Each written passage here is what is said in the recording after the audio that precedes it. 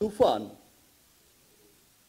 তুফানের আসলে তুফানটা শুরু হয়েছিল সেই দিন আরেক 5 তারকা হোটেল থেকে সকলে একত্রিত হয়ে এমন সুন্দর একটা ছবির একটা সুন্দর একটা পোর্ট্রেট করেছিল রাফি। সেই সময় থেকেই যে মানুষের মনে একটা তুফান উঠেছে, সে তুফান কিন্তু যত দিন যাচ্ছে সেই তুফানের গতি কিন্তু বেড়েই যাচ্ছে। তুফান ছড়িয়ে যাচ্ছে দেশের গণ্ডি থেকে ওদেশ, ওদেশ থেকে বিদেশ। আজ সত্যি আমি খুব প্রাউড ফিল করি। আমি রাফিকে নিয়ে অনেক গর্বিত।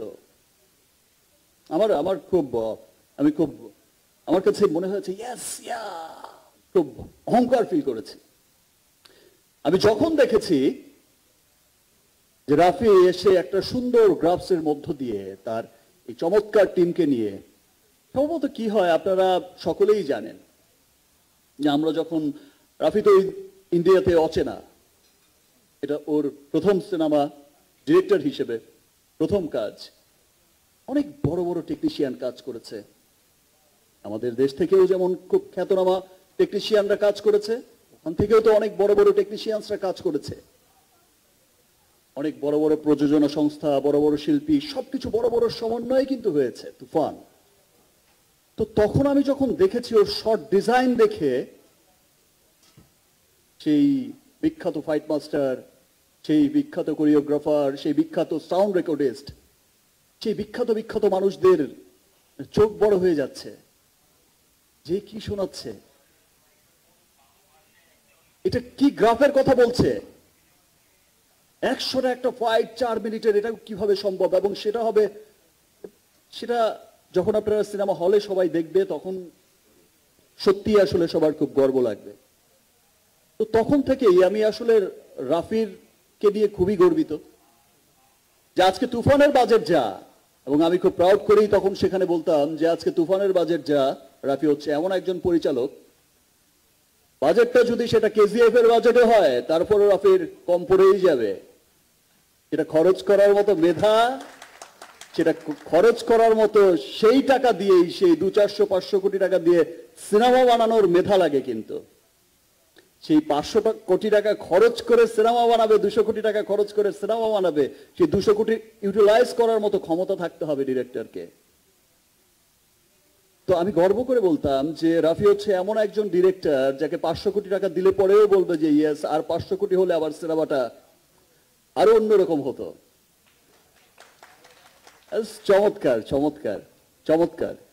রাফির আসলে প্রশংসা কি করব, ইতিমধ্যে তো তুফান উঠিয়েই দিয়েছে। টিজার রিলিজের পর থেকে আমার সত্যি খুব ভালো লাগছে, বিকজ আপনারা তো আমার সঙ্গে সবসময় আছেন, ফুটেজগুলো আপনাদের কাছেই আছে।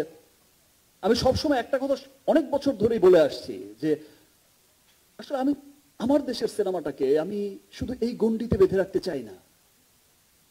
আমি ঈদের দিন সকালে নামাজ পড়ে এসে বা আমার ঈদের সময় থেকে আমি সেই স্বপ্ন দেখতে চাই যে ওকে ফাইন, ইংল্যান্ডের কি অবস্থা, ডাবলিনের কি অবস্থা, আর নিউ ইয়র্কের কি অবস্থা, নিউ জার্সি, এর কি অবস্থা, অস্ট্রেলিয়ার কি অবস্থা, নিউজিল্যান্ডের কি অবস্থা, ইটালির কি অবস্থা, সুইজারল্যান্ডের কি অবস্থা।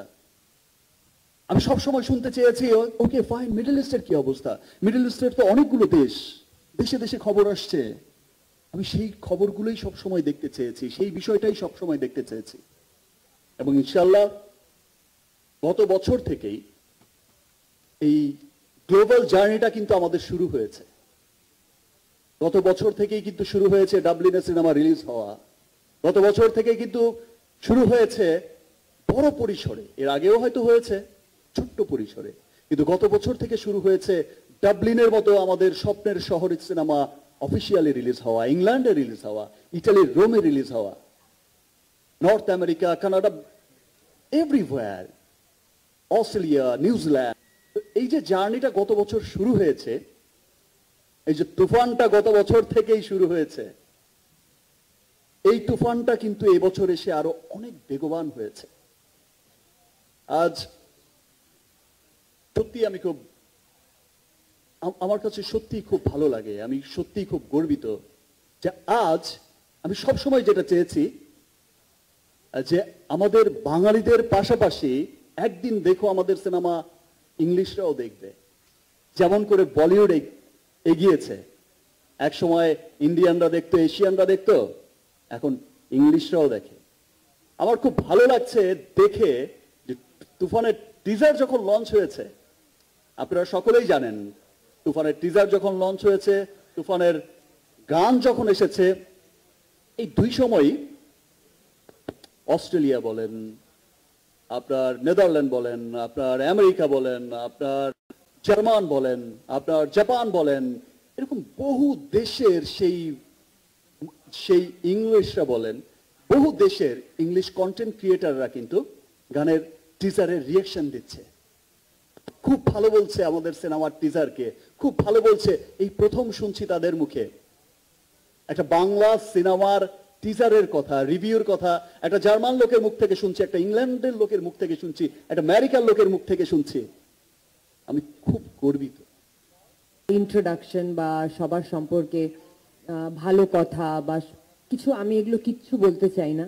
আমি মনে করি আমরা সবাই মিলে খুব মিষ্টি একটা প্রজেক্ট তৈরি করেছি। আর আমাকে সেই এত বড় একটা ফিল্মের অংশ করেছেন প্রডিউসার্সরা অ্যান্ড ডিরেক্টররা। সো আমি আপনাদের সবার কাছে কৃতজ্ঞ আমাকে ছবিতে নেওয়ার জন্যে।